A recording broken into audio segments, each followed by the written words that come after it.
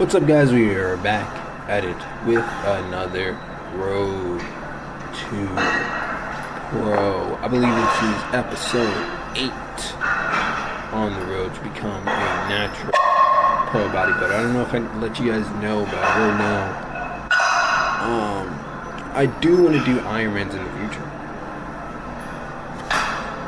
I do want to become the ultimate endurance athlete. I've been going crazy about research, about Ironmans, how to do them. Other people in have done Ironmans, and I think that they're pretty sick, and that's something I want to do in the future. I'm just hyped about it. I like talking about it.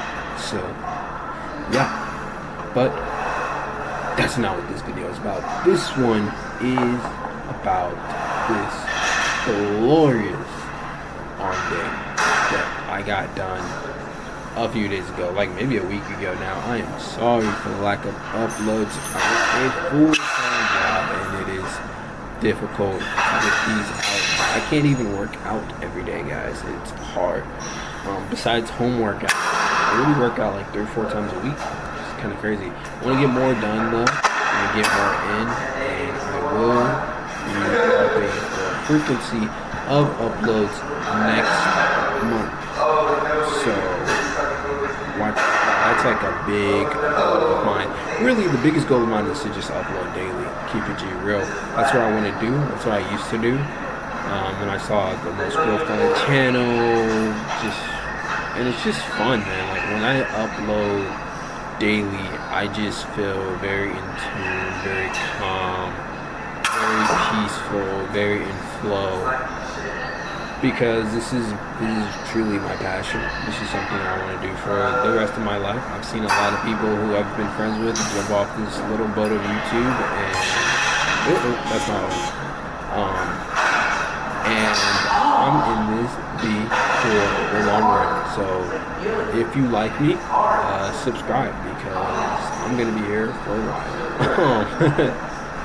Real stuff, man.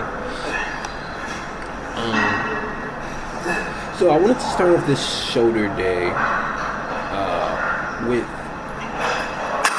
some machine presses. I was thinking about doing dumbbells, but I was like, you know what? I'm doing machines. This is a little Nautilus, or is it Icarus or Nautilus machine? Something like that. It's one of those really old school machines. So it honestly felt a little rough. It was not smooth at all. And I got it done. You know? Because I'm just so used to like shoulder machines just being so smooth, constant tension. And this honestly just felt like I was just doing dumbbells. It was like I might as well do dumbbells. Because they need to put some oil on this bitch. But it was alright, you know what I'm saying? I found the way how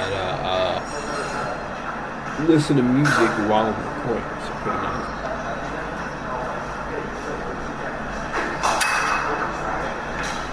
I start to get into it though. Eventually, I start to like find a rhythm. I realize that like, okay, if I go all the way down, then I kind of lose a bit of that tension. Not really tension, but it's like I kind of lose like some of that momentum. I think it's because like the machine is not that oiled, or whatever it is, not that smooth. So what I did was kind of keep it in that smooth section. I didn't go all the way down. I was thinking like, damn, I could do some different bitch. But anytime I did machine use or whatever, I was like, okay. And you're gonna see it in this last set. I was like, alright, I just keep the tension on there, then it will feel a little bit better. I actually just realized I messed up with the recording. I'm not going to record this, but I am going to pause it here and kind of let you guys see the set.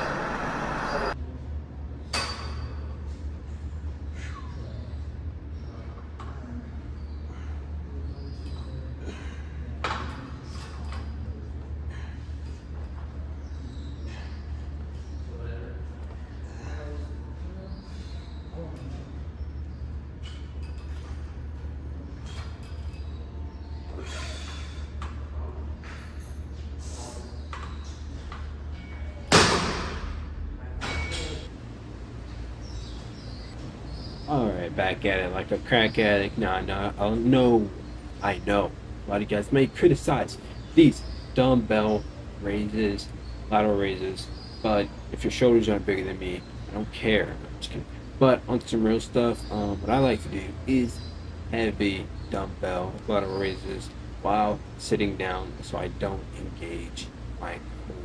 I know a lot of guys would disagree with that, and it's actually not the healthiest exercise in the world. You are sitting down, you're not engaging your core, and it's just like a really heavy load on your shoulders. But will say they build your shoulders like crazy. One of the only body parts that people think that I'm not natural is my shoulders. So I would just say if you want to build your shoulders like crazy, I would do heavy uh, dumbbell lateral raises, maybe a nice little 5x5. I think I did like a 5x3, something kind of. I kind of just went to failure, and you can literally see the pump rising. I don't know why. I discovered this a minute ago, and I was just like, you know what? Um, I'm just gonna go super heavy with them, and it just builds that front delt, builds that medial delt. Don't it doesn't really build the rear delt, which I do rear delt exercises later on in this workout, but it doesn't really build the rear delt, and because it's hard to because I'm stronger or whatever.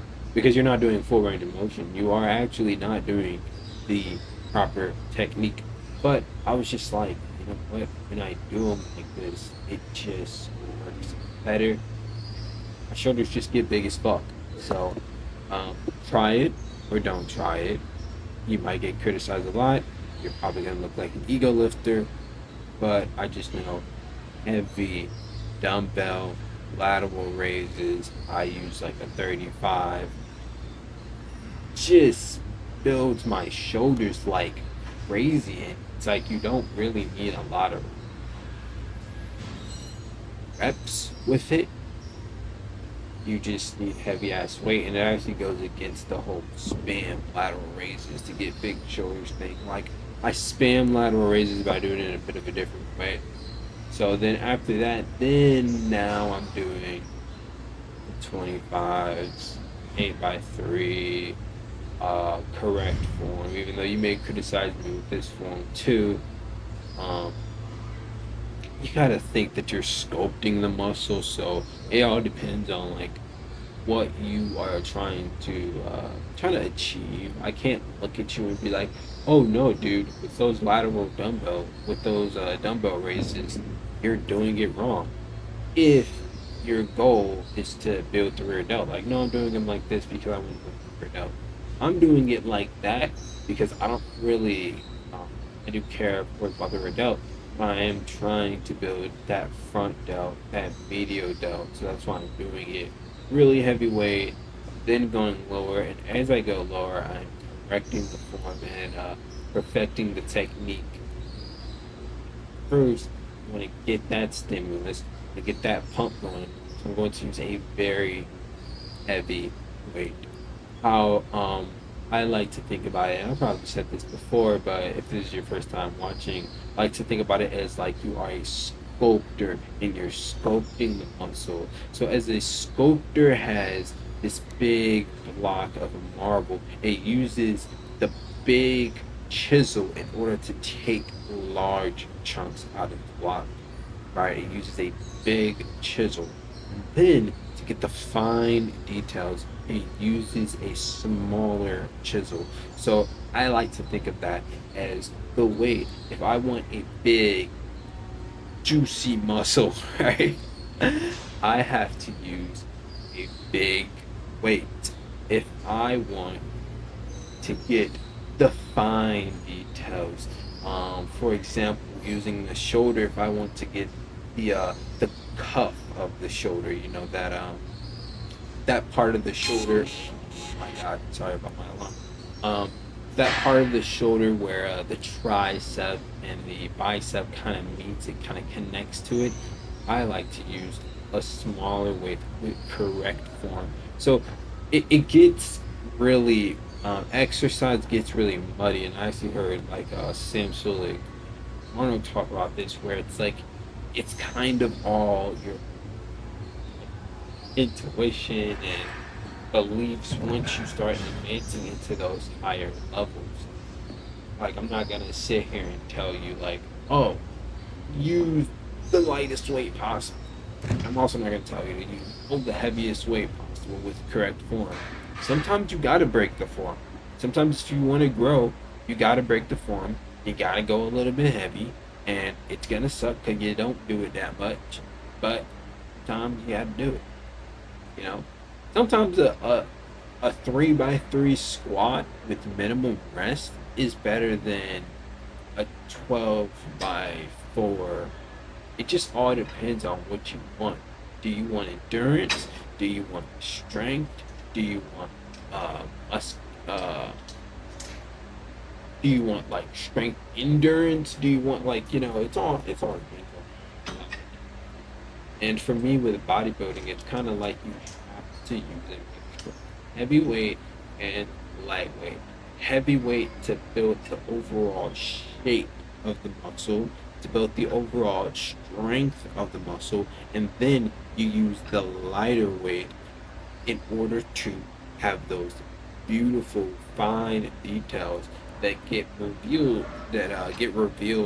when you are cutting. And I think that's why people use big heavy weight when they are bulking, and then when they're cutting, not only because they're stronger when they're bulking, but when they're cutting they use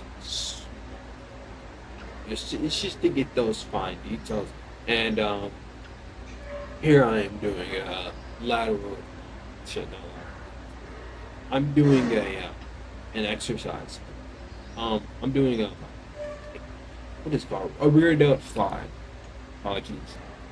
So this one's a bit weird. Rear delt flies have always been a struggle with me. Uh, Finding my my exercise that I can do, that I'm really in my bag with, has always been kind of hard. So I've always been trying to experiment with different exercises so my rear delts can pop. And I've been finding a little bit of luck with this rear delt fly, just going on the pec deck fly and just flipping over, as well as putting a water bottle, as you can see, my thick ass water bottle, or fucking a pad in between me and the bench, so I can get a little bit away from the bench. I mean, there's little adjustments like, I wish I could do to the machine to make it a lot better for that rear delt, but I was feeling it quite a bit, especially later on. I actually lower my elbow a bit, and you can see. And this is the thing: like, people tell you to do rear delt exercise, but you look at their rear delts, you can't even see them pop when they're doing the exercise. As for me, you can see my rear delt pop. Now you do see a little bit of lat, which I'm not super excited about, but you do see the rear delt pop. You do see afterwards the pump going. So I believe this is a great rear delt exercise.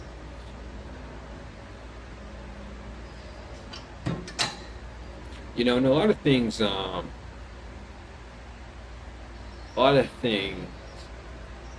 help out the rear delt, as well as like pull-ups, push-ups. There's a lot of exercises, but with those exercises, you just gotta make sure that you are conscious about it. Because if you do a pull-up and then you go halfway, then you know it's not gonna. And this is why I tried to like do, like, see, I'm experimenting, man. Just trying to experiment, and it didn't work.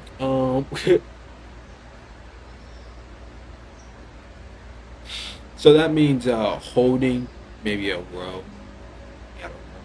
Holding the row at the top there, the concentric motion, the concentric part of the movement. Holding, pull up. That's the thing. People don't really hold that top part that much, and that's where that rear delt lies. Is in that top part of pretty much any back movement, pretty much any upper back movement, to be specific. But people just pump the back and then go, pump it, go, pump it, go. But if you really want to make your exercises difficult, if you really want to make your exercises difficult, this is what I used to do when I had like limited weight at my crib, or I just had the rings in my garage.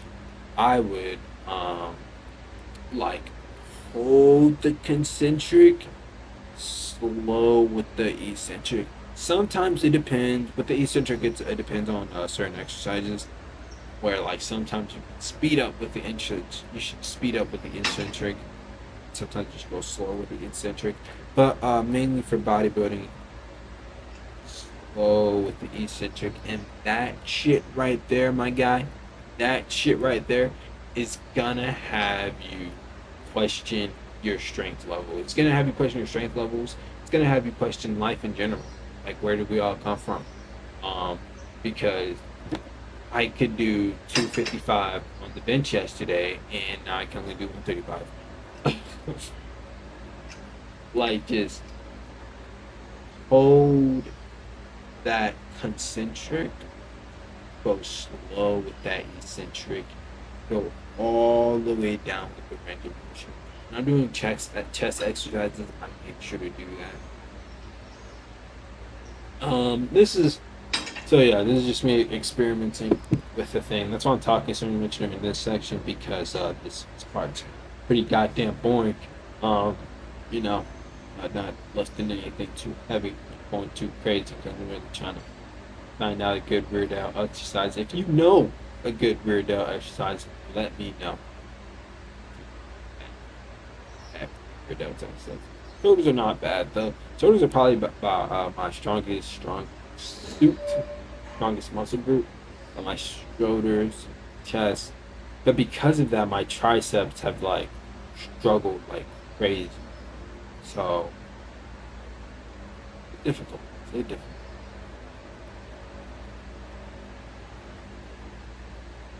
Yeah. Yeah. Yeah.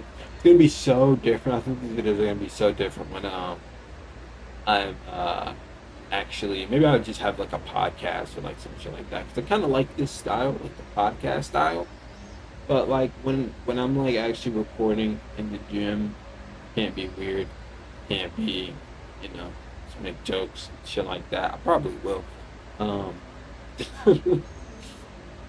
but yeah, I might get a mic, I might get a DTI mic, or Rode mic or whatever. You guys probably don't know what the fuck those brands are, but like some YouTube, unless you're into like camera, YouTube, shit like that. Um, but I might cop one of those.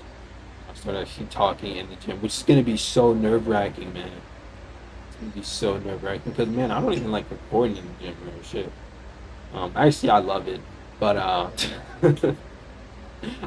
love anything to do with exercise and YouTube. But what I'm saying is, like, I get a bit embarrassed. I get a bit self-conscious, not embarrassed. Self-conscious is a better word. But huh.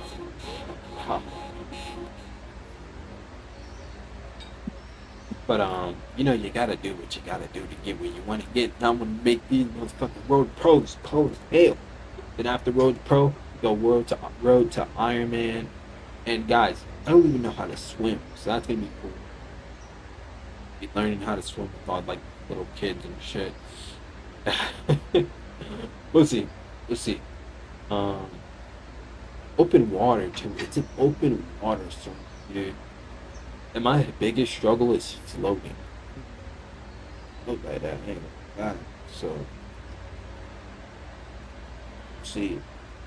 You know what I always wanted, bro? They should have AI coaches. Like, I use Chat GPT a little bit with this prep, not gonna lie. Just to make sure I got my calories, my macros, everything in check.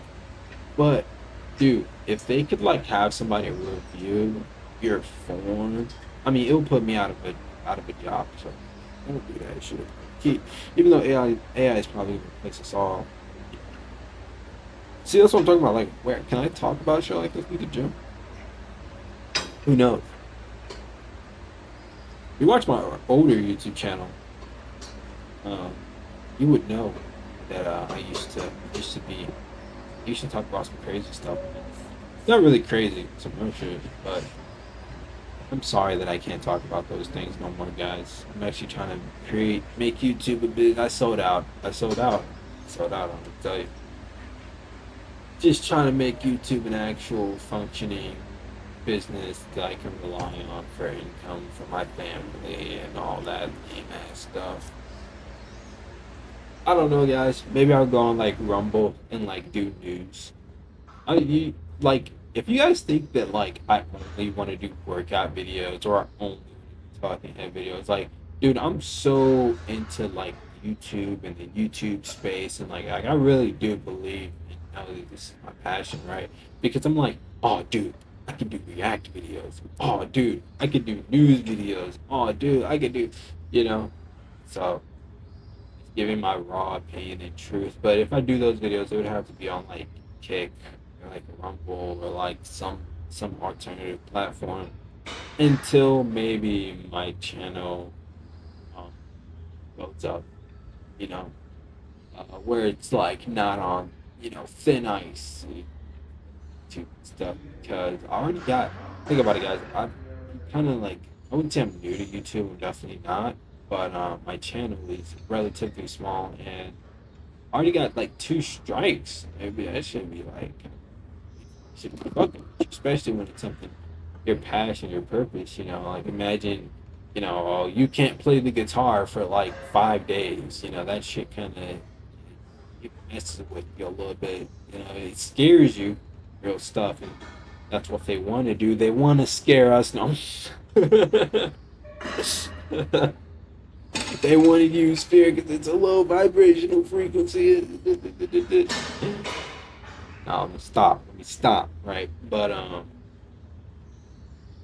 yeah, I want to talk about news. I want to talk about all that stuff. So eventually that will come, but it probably will be on like a different channel or an alternative website. So what do you guys think? Do you think I'm liberal? Do you think I'm Republican, Democratic? What do you think? Oh, you don't know. I never give my political opinion. But these bicep curls, though, they go crazy, all right? I use the straps because I'm 90% sure that I have carpal tunnel in my hands due to my work environment where I'm pulling clothes out of a washer all day. Little hint to give you what I do. But yeah, only problem with these is that my shoulder raises too much, and that's what I'm talking about with the whole like dominant. Just lower the weight, buddy. That's what I'm talking about with the whole dominant muscle groups. Like you have a muscle group, you get compliments on it, you love it, but at the same time, other things are smaller because of these muscle groups. That's why I kind of like chin ups so much for the biceps because when I use a chin up, my shoulders don't activate, my chest doesn't activate that much, just my back, but even my back doesn't activate that much when I'm doing a certain type of chin up. I'm gonna give you guys the sauce one day. I'm probably gonna do a YouTube short about it. But it's a certain type of chin up, and actually Mike Minter talks about this, and he says it's the best bicep building um, workout, which it's controversial, but I think he's right because you don't use any other muscles with the group. With like you don't use anything else. You just use the biceps, even though it looks like a chin up. I'll call it like a curl up group stuff. It's more like a curl up. My official name. I made the exercise. Patent name, trademark. But to give you guys like best way to describe it is like your elbows are in front of you instead of behind you. So when you're on the concentric part of the movement with the chin up, your elbows usually should be behind you because that is what activates your back. But with this exercise, you do not want to activate your back. You want to put all the weight all your body weight on your biceps. So it is incredibly difficult. And I right now can probably only bang out like 8 reps, maybe 5 to 8 reps, because it's so hard. Um, and but it's amazing. Okay, what Mark Mincer said is he wants you to do seated as like a lateral raise. I've never done that before. I'll probably do it like next arm day or whatever. But I've just found a lot doing as like just like on the bar or something like that. Um, as well as like holding your abs. That's one thing I like about it is that it activates my core.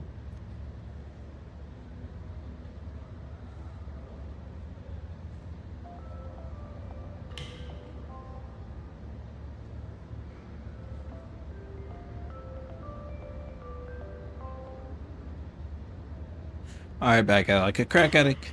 Um, so let's plug. So strength and stride community. Um, the best hybrid community on school, in my personal opinion. It's just simply because there's not a lot of hybrid communities on school. And what I've noticed is that in my daily life, there's not a lot of hybrid communities. So it's like we need an internet space for us to talk about training, running, lifting, and mastering these two exercises while staying natty, staying natural, and coming together and finding out the best ways to have a great body but while running. Because a lot of big guys, a lot of strong people, their endurance isn't there. A lot of runners, their strength isn't there.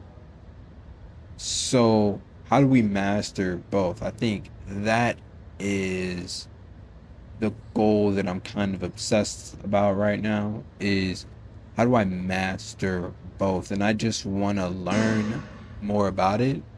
And I hope you guys are interested enough to join the community. First 5 people are completely free. So, and I don't have a bunch of subscribers, and you some people may not make it this far to the video. So if you are watching, I would just check it out.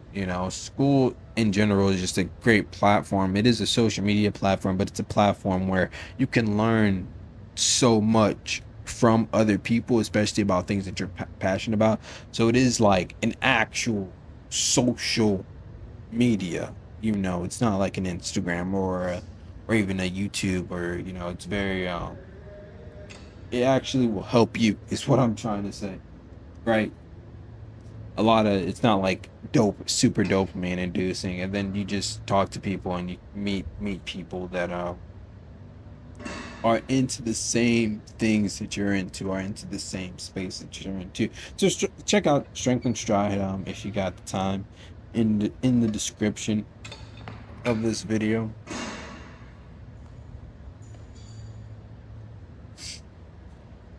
What else?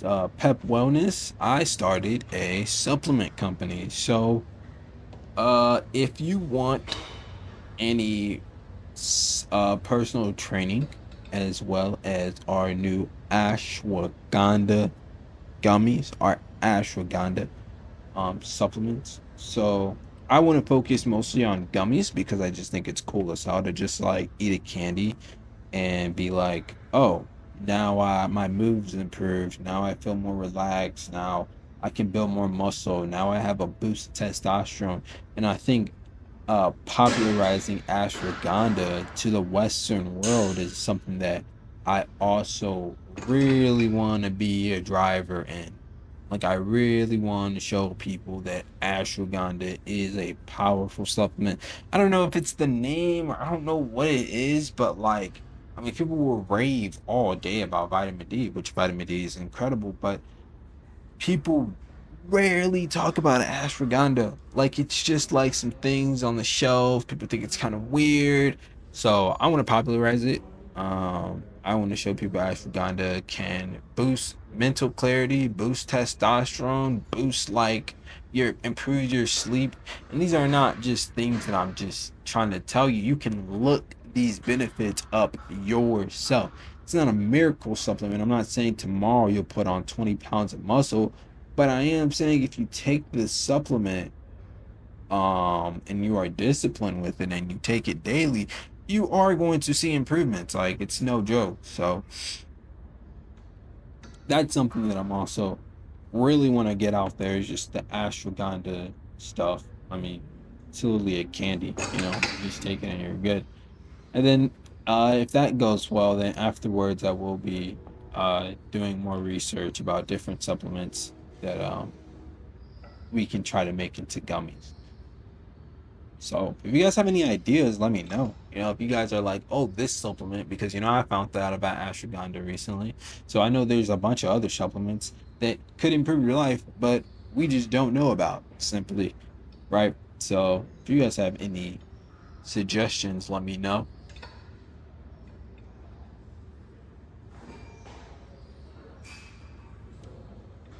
Oh, and Pep Wellness as well is a coaching um kind of thing. That's where I do most of my coaching.